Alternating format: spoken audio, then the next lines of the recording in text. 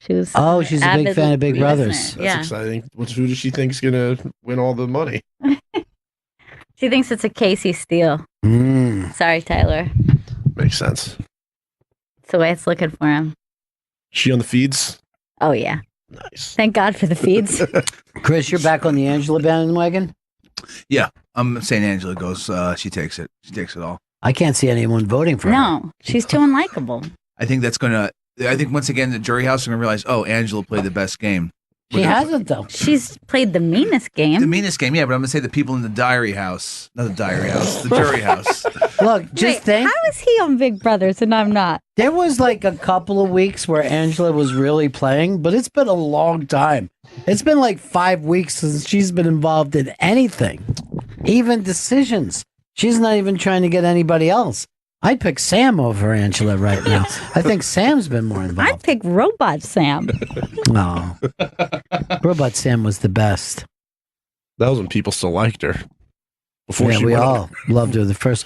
Well, I like her now even more because I see she's mentally deranged. It's more likable than the calling all the girls in the house whores. Oh, that was a dark moment. I understood where she was coming from. I'm also from the hill country, as I like to say. I've nominated the sluts. I'm here to slut shame. That's my game. Earl, who are you picking in Big Brother? Angela. Shocker. God. Wow, we're on the same team. It's crazy. The two jinxes are together. Is Earl a jinx as well? No. Earl's never. Earl's went down to Atlantic City with $5 and come out of there with $115,000. Whoa! Let it ride the whole time. Ride, ride, ride, let it ride. She passed out. She's totally knocked out. She's had a long day of travel, though, right? She doesn't do much, though. Yeah. I had to tell her today, even though it's 9/11, everything's okay. Yeah. That She's happened like, a long time ago. What? I'll tell you about it when you're older. When you're much older.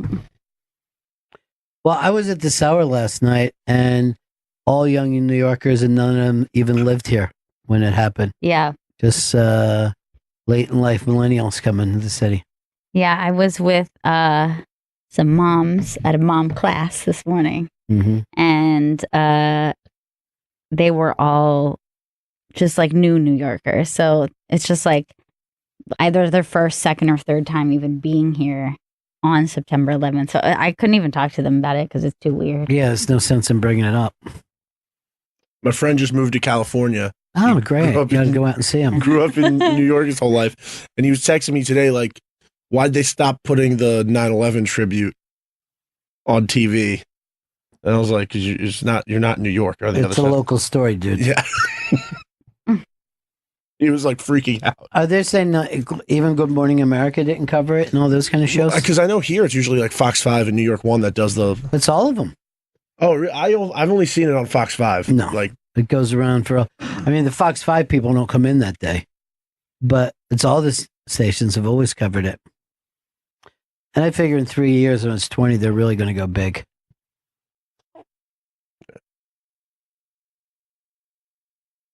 Earl, you were saying, and I was with her on 9/11. He goes, I don't even know what side I'm on. What? I go, yeah. Wait a minute. He brought up because of racial prejudice. You said No. he said to me, "No Saudi Arabia ever called me." And I go, "Look, Earl, let me just get through this. The towers fell 5 minutes ago. I don't want to bring it back into racism."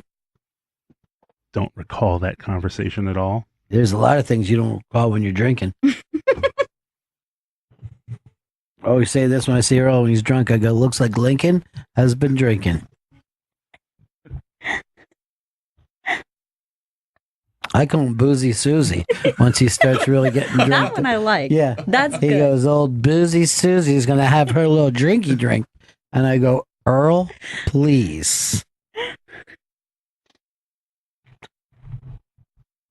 And he'll go say, "My name's Earl, not Early. I'm staying till I close this place."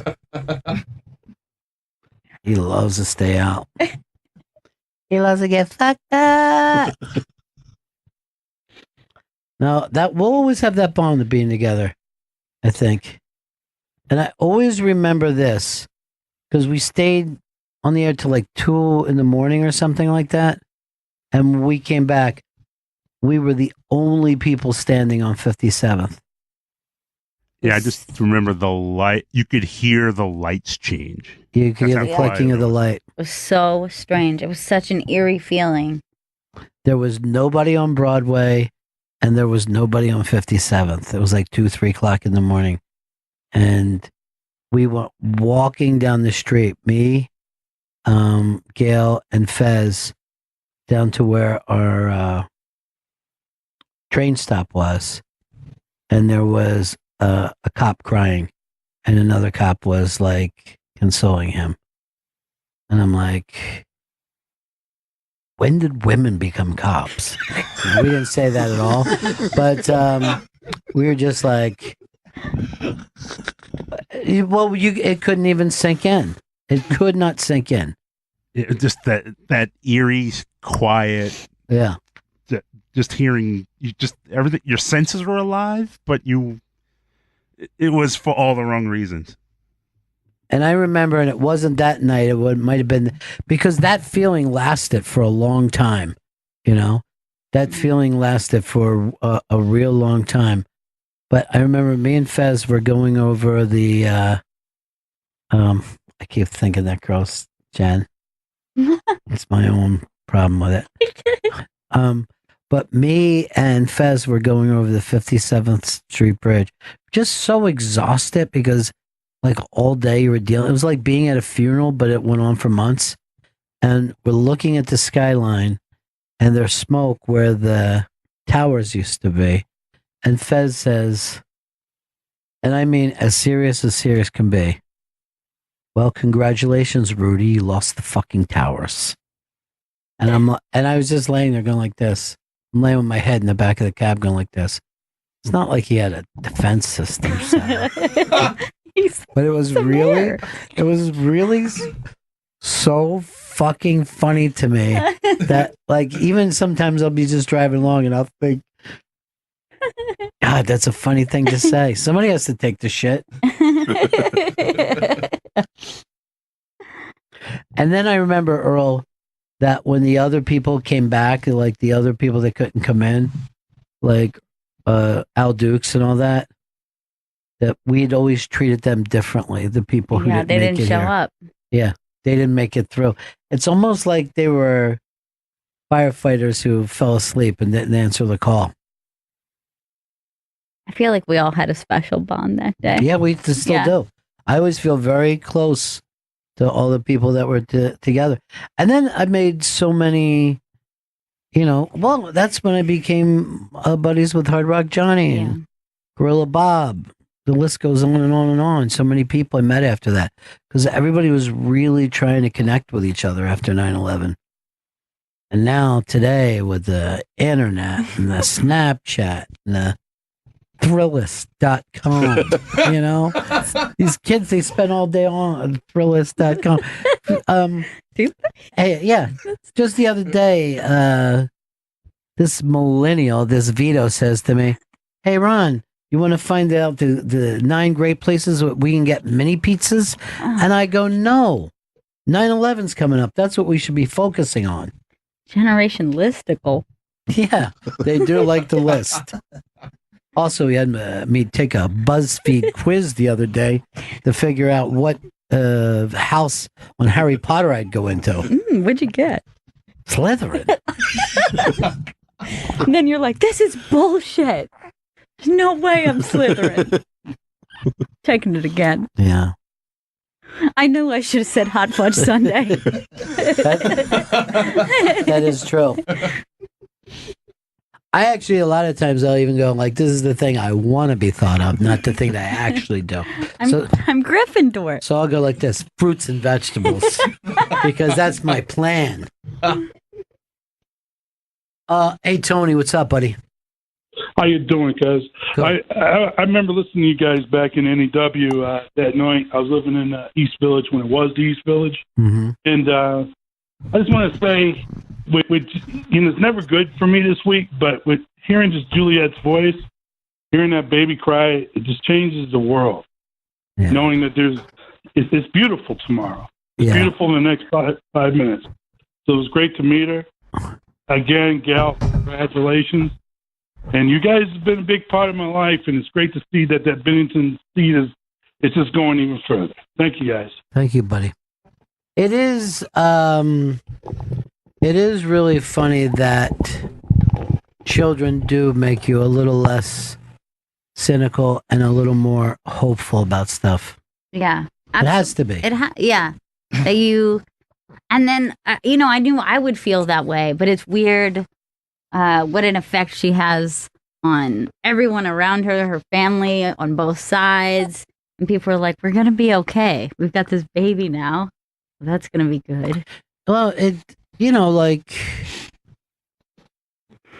there's just something about it that seems more optimistic than not. Yeah. It makes it worth it. Yeah. In a weird way.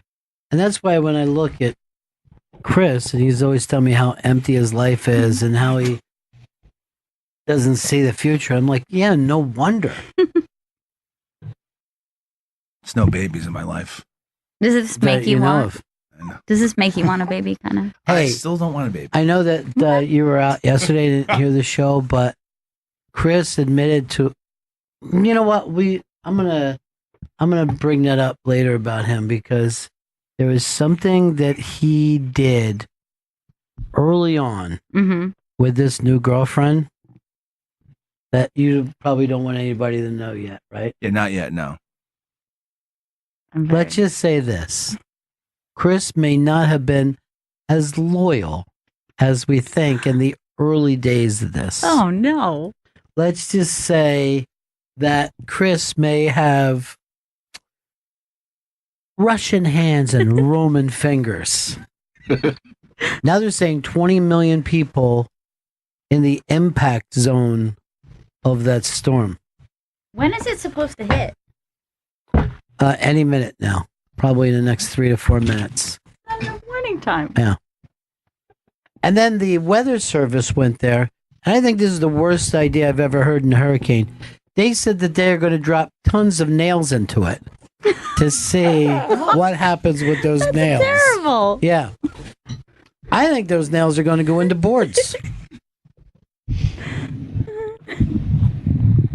I can see Vito as a storm chaser. Yeah, just like the movie Twister.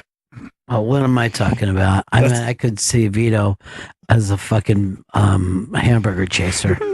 That sounds much more fun and simple. You're like the cow that got stuck in the Twister. That cow was a fucking ridiculous idiot. What was a better Twister? In Twister or the Wizard of Oz? The Wizard of Oz had more effects in it. Like there was like the witch. There was the house. The witch isn't an effect. Well, I mean, it was part of the things that she saw. But Twister did have that cow. And I think if you go to Universal Studios now. Nope. What? Twister's gone. Really? Yeah. They did away with Twister? I never got It's to an go. old movie. Classic. Yeah.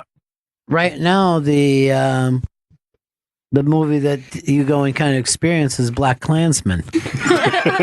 Scary. It's really scary. Earl, have you seen it yet? Yeah. Did you love it? It needed a splice job. I thought it could have trimmed a couple of minutes down. Interesting. Earl thinks he's a better editor than Spike Lee. I loved it, and it was actually Juliette's first movie. Aw. Nice. Black Klansman. She'll always remember. Earl, what do you see yourself more as? A Black Klansman or Black Panther? Black Panther. You look like that guy. I thought I saw Earl walking down the hall. It was Common.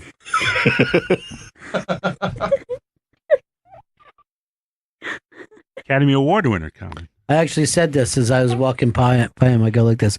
You want to sleep with common people? You want to sleep with common people like me? Because I'm literally common. All right.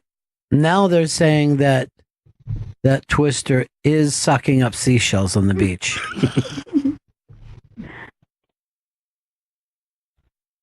Now, the weird thing is, and I saw this on updates where the girl that was in the house, Angela, said, "What's today's date?" She goes, "Literally 1 year ago today, I was evacuating Hilton Head." Oh. It was 1 year ago that they had to evacuate, and 1 year after they have to evacuate. Weird. And we got to get used to the superstorms. Do you know that there wasn't one single hurricane during the Obama administration? Isn't that crazy? He's good. Christopher, we got a break here? Yes, we do. It is 17. Where are you going? Why? Gail, you want to do one from old time's sake, or you get fired?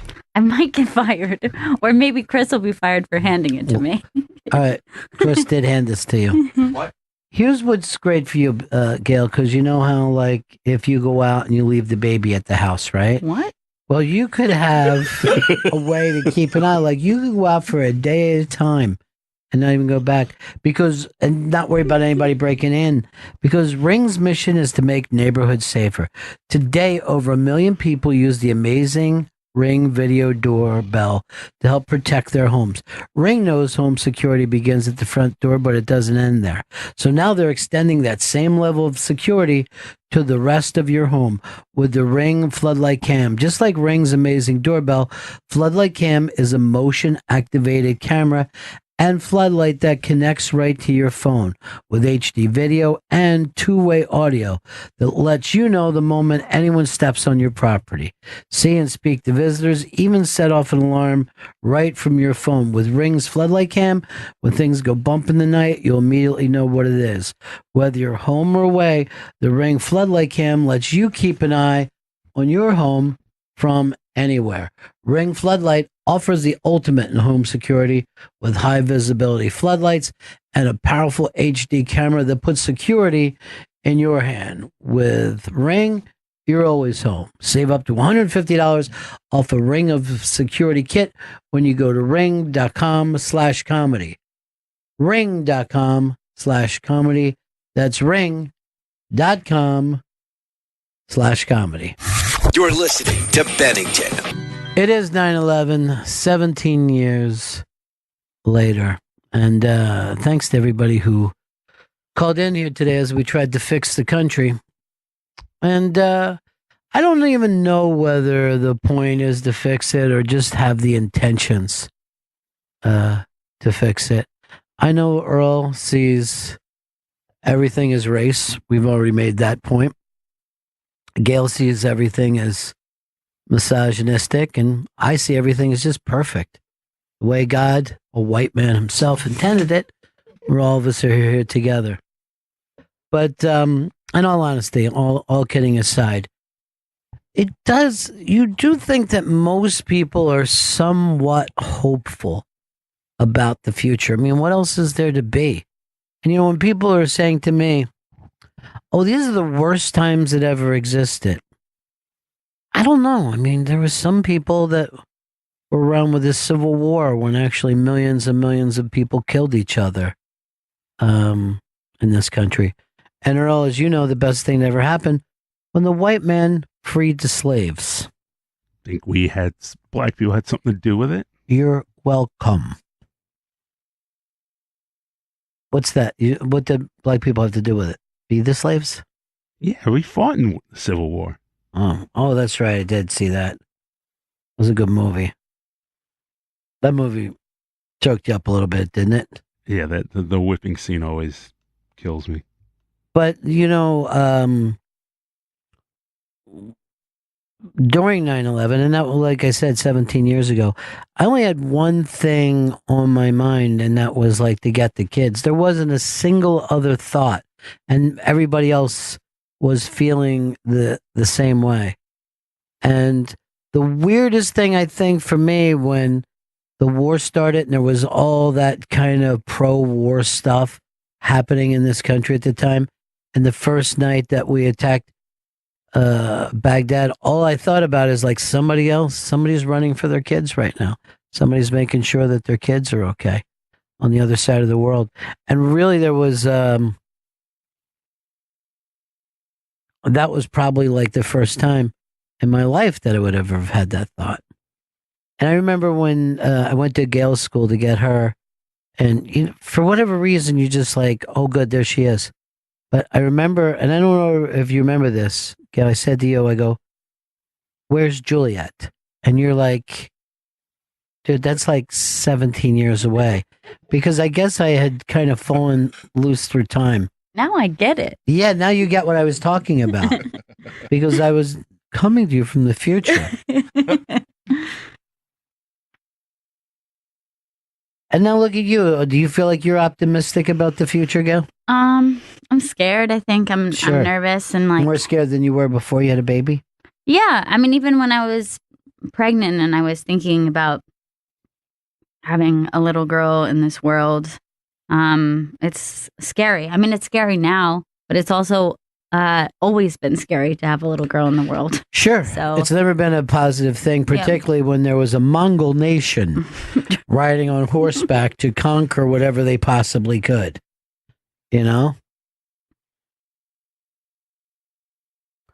And I remember when I was younger, I said to my parents, I said, what do you think the main thing that we could do as people and as Americans is? And my parents said to me, I'll never forget this. They said, pollute. We've got to keep polluting as much as we can. But when I was a kid, the number one thing that we were afraid of and that we would have to do in school is that pollution was going to kill us. That was the number one thing. Like, we would be drawing pictures of like the oceans being dead and birds falling out of the sky because that was on our minds all the time. And now, I can't tell you how less polluted the air is. Well, that's because they educated kids. Well, it was really more like because we moved industry out of this country. I mean, those 3D machines they don't do much in ways of pollution. But don't you think that did have an effect? Like, they raised a generation that thinks it's weird to litter. But before then, like, people just like threw shit out of their car window and they didn't even think about it. But now if you see somebody do it, you're like, what are you, a monster? Who would do that? I still do it. You do? I don't want to have trash in my car until I get to a trash can. I like to get it out of my car fast. What is this, garbage on 4 wheels? And then sometimes, like, if I have like an old washing machine, I'll just drive around the country until I see another old washing machine rusting somewhere next to the road, and I go, so this is where they throw the old washing machines. They also, I mean, the reason... Oh, is that the Advil after an hour? Thank you, Vito.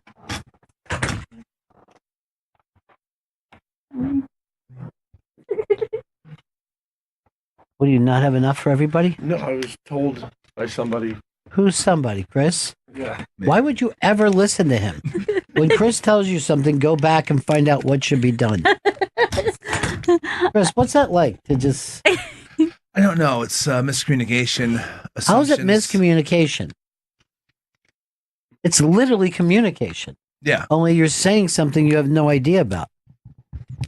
Miscommunication would be if you tried to say it, but your jaw wasn't working properly.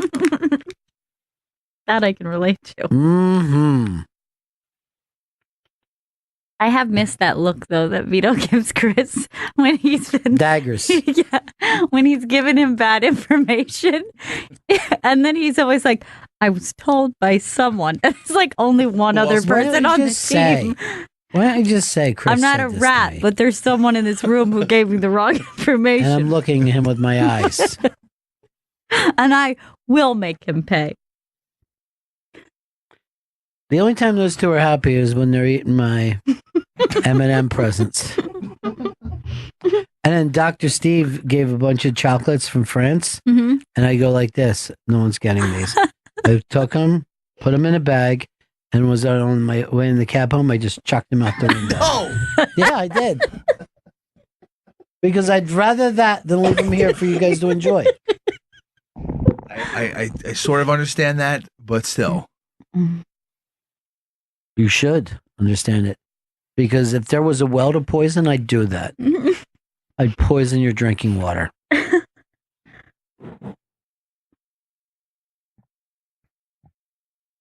What are you going to eat tonight for 9/11 dinner? I wish I could remember what we ate on 9/11, but I don't think we ate. I remember. Did we eat food? I mean, we were here for so long. I have no memory of us eating food. I remember Jeremy, because everybody was going to be staying at the station, put out a really hideous, like, ham and cheese plate that we were supposed to make sandwiches at it. Oh, really? Yeah, no one ate it. It is weird, though, the specific things that you'll remember from that day, but then that I don't remember. Like, that's something I just... I don't remember eating. Do you, Earl? No, not at all. It's really weird. And we must have, like, we were there for a long time. Well, it's not like we could have ordered out food anywhere either. I know. Really strange.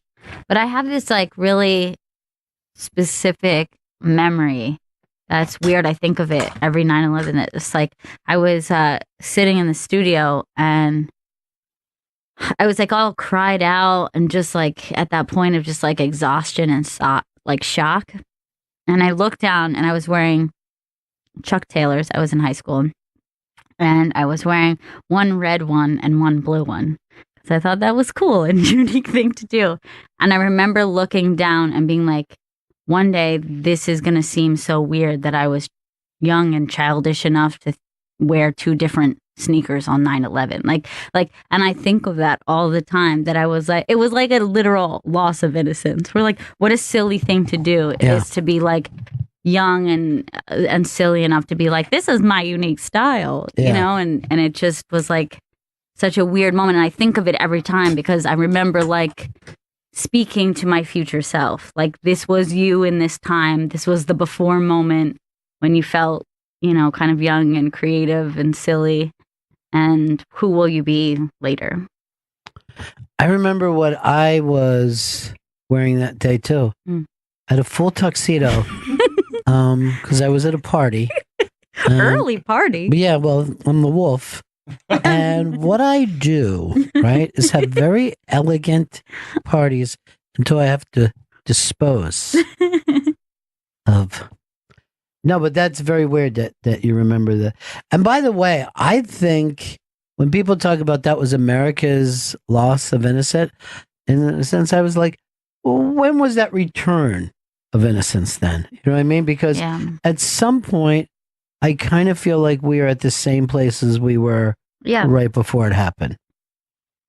That's true. You do like I mean, you must be trying to get it back. And, you know, that kind of trauma in life stunts people, right? Like if it was a personal trauma, it could stunt you at that point and you would be trying to like act out by being youthful. And maybe that's what we're doing as a culture. Like as a culture, we're childlike. Or stupid, you know. But that's the only time I think I've ever been where there was shared trauma. Yeah. In my life. Like, I've, you know, experienced when there's been a shared sadness for, you know, America. That's a good point. But I don't think I ever remembered shared trauma where you would see people. And people like, after 9/11, like even a cab driver would be like, you okay? And you'd be like, yeah, I'm okay. How about you? Oh, I'm okay. You know what I mean? You just have those things where you checked with people, with strangers, like you knew them. You know, like sometimes you would come up and see somebody having a hard time and you just spend a moment with them. And the odd thing is that you can miss that kind of connection. You know, particularly now when we live in a time where people are just ripping each other all the time. A couple weeks after 9/11, there was a building. It was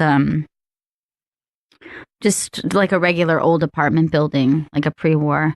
And the facade of the building crumbled. It completely just fell off. Oh, yeah, I remember that. And like exposed it. It looked like a dollhouse. It was really weird. And I was on my way to school and I turned the corner and I see just a building torn apart, rubble all over the street, lights going, and I just froze. And all of a sudden, I felt on my hand, on my shoulder. It was a fireman who worked right there at the corner across from my school. And he's like, it's okay. It was just this thing. And he just starts to explain to me. But I hadn't said anything or screamed. He just saw me look like, what the fuck is this now? Like, and he stood there and did that 10 more times as I was watching, them do the cleanup, reassuring another woman who came around the corner, reassuring a family, reassuring a guy on a bike. And he just had to stand there and tell people, don't worry, it's not what you think it is. You turn a corner and you see this thing, but we haven't been bombed. This is just a regular weird thing. Everyone's okay. Everyone's safe. Yeah. Well, I think the one of the strangest things on 9/11 is that it stopped. You know what I mean? Like no one once the second tower's hit. Oh, the one tower went down. Oh, a second tower went down. Oh, we're just hearing this. They hit the Pentagon. Oh, they're saying a plane went down in Pennsylvania. And you're just like, okay, this is what it's like to be in a war. This is World War III. Yeah. And then it just stopped. Yeah, even on the way to your studio, there was this feeling on the street, like everyone was quiet and looking up. Right. Because like even at that point, we were sure like maybe it could be done, but it felt like what next? Everything felt like what next? Even though it was like the no-fly zone had already been issued and everything. So, but it just felt weird. It felt like you couldn't predict anything because it was beyond logic that we had known beforehand. Here's the other really strange, like kind of Vonnegut line, is that you went to school with those days on this street, right?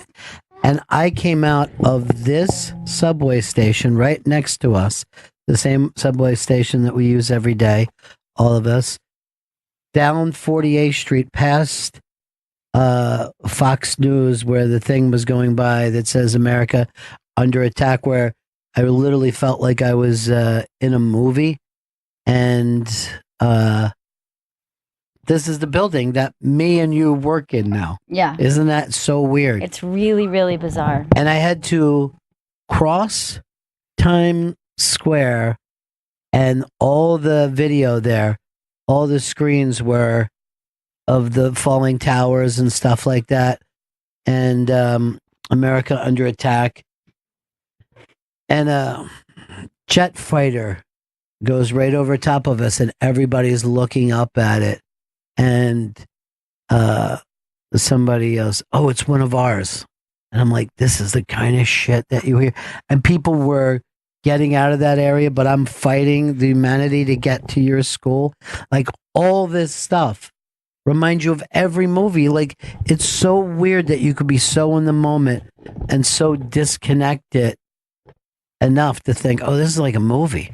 And you're right. Like it is weird when you're in the same physical space where you have memories. Yes. Because it is like being unstuck from time. Like you stood in this place, this thing happened. Yeah. You had good moments here. You had bad moments here. You had no, youth just here. bad moments.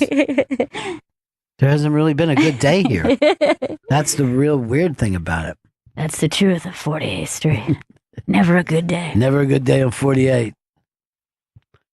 If we ever do a TV show, we'll have to call it 48th. 48th and 6th. The deuce. And look, turn around there.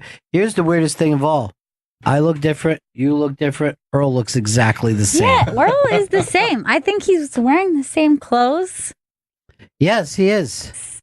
He's Blackula. He does not age. Aged a day. Black don't crack. What do you mean by that? Black smokes crack. What's that mean? I didn't say smoke. That sounds racist. Don't. I don't know if I can say that to you, but it does. And you will back me up on this. Fez did not have a shaky moment through that whole thing. For a guy who had as many anxious moments as he's had in his life, during those traumatic events, he was as steady. Yeah, you're right. As a Marine colonel. I don't remember him looking too scared to be. He never said what's going to happen to us, what's going to happen next. Yeah. He literally just came in and did his job every single day. It's really strange how things work. Be the time for the signal, if nothing else. There you go. Isn't that odd though? Maybe the oddest thing of all. I always remember this too, the amount of calls that we had. I could never go back and listen to them. I think even one year we played that show or some of those shows on here. I think Jeremy Coleman had it. But I couldn't go back and listen. I'm sure I just would have been too weirded out. I've thought about it. I've thought about going back and listening to that show, but I don't think I could. I think it would be really difficult. I wonder if there will be a time in my life that I'll go, man, I should relive that memory. But I feel like I can do it. Well, that's how I feel when people say that they're going to the 9/11 museum, and then I'm like, what? What are you talking about? You want to see that right now? Yeah, I don't think that there's ever a mood I've been in that's just like, it's a 9/11 museum day. Yeah. Well, there was a thing in the New York Daily News the other day that said, people, it's time to stop smiling in selfies in front of the 9/11 museum. Yeah. And they would just show people like, yeah. Oh, God, that's really weird. People are weird. We're not ready to treat that like it's as distant as an ancient war. One of the famous politicians went out today in Pennsylvania to that field, and there was people there, and he was pounding the two thumbs up. Like, was it Trump? I don't want to say who it was, just because I don't want to be divisive. Okay. But there's a new book out called Fear. 1 million copies sold. No, it doesn't matter. But, and I think Giuliani was back here in New York today. He never comes back. I saw him this morning. Yeah. And he said he wanted to make sure that any of the first responders who had gotten cancer had already died, and then he would feel safe to come back. He goes, now I can come back.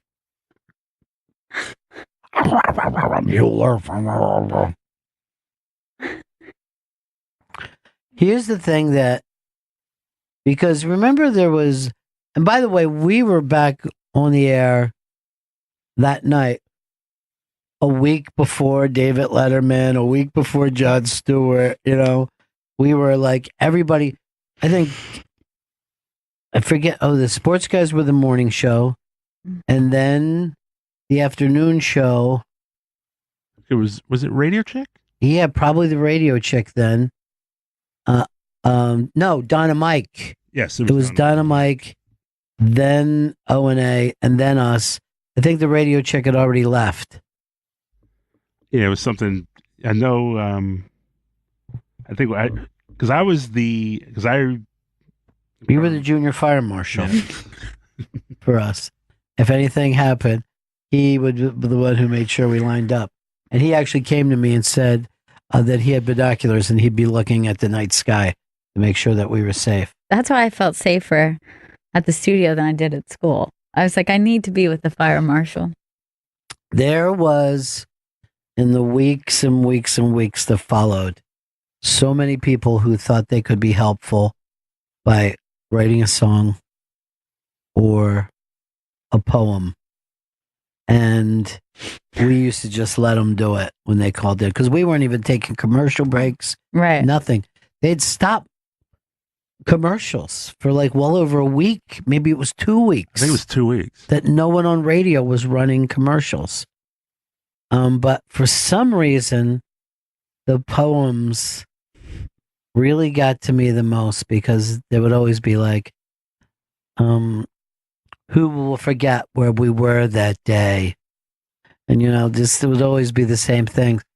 And the only thing that would make us even slightly smile is that I will always write down on a piece of paper, and I would put up in front of Earl while somebody would be reading their poem, what rhymes with cunt. And then he would start church laughing. You know what I mean? Crawled under the cunt. I know. And they would stop, and I would always go like this. Oh, I'm sorry, ma'am. Earl was laughing about your poem.